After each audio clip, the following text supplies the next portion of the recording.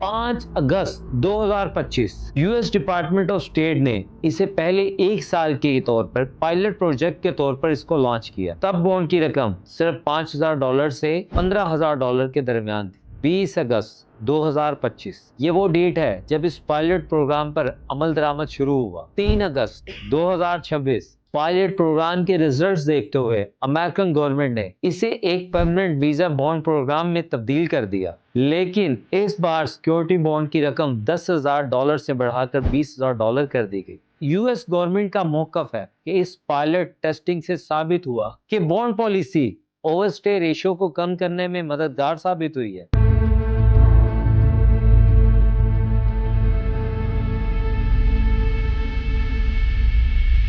अब यहाँ पे एक सबसे अहम सवाल आता है, ये बॉन्ड सिक्योरिटी किन मुल्कों के लोगों को देनी पड़ेगी? ये बात समझना बहुत जरूरी है कि $20,000 का बॉन्ड का देने की शर्त दुनिया के हर मुल्क के शहरी पर लागू नहीं है। यूएस स्टेट डिपार्टमेंट ने तकरीबन 50 मुल्कों की एक ऐसी लिस्ट तैयार की है। ये वो मुल्क है जहां डॉक्यूमेंट और वेरिफिकेशन में प्रॉब्लम्स हैं, या इन मुल्कों की हुकूमत अपने इलीगल शहरियों को वापस लेने में तामुन नहीं करती। शुरू में इस लिस्ट में चंद अफ्रीकन और चंद एशियन मुल्क शामिल किए गए थे, जैसे कि Malawi, Zambia, Cambodia, Ethiopia, Tanzania, Mauritius, Mongolia, और वक्त के साथ इस लिस्ट को अपडेट किया जाता रहा।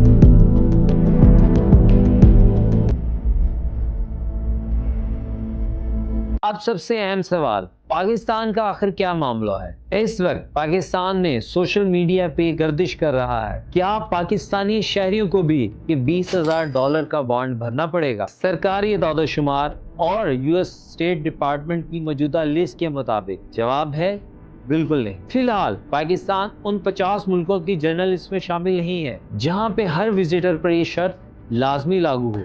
इसलिए सोशल मीडिया पर फैलने वाली सेंसेशनल और अफवाहों पर यकीन करने की बजाय हमेशा यूएस एम्बेसी की ऑफिशियल वेबसाइट पर भरोसा करें। लेकिन इसका मतलब ये भी नहीं कि पाकिस्तानी एप्लीकेंट को अब मुकम्मल आज़ादी हासिल है।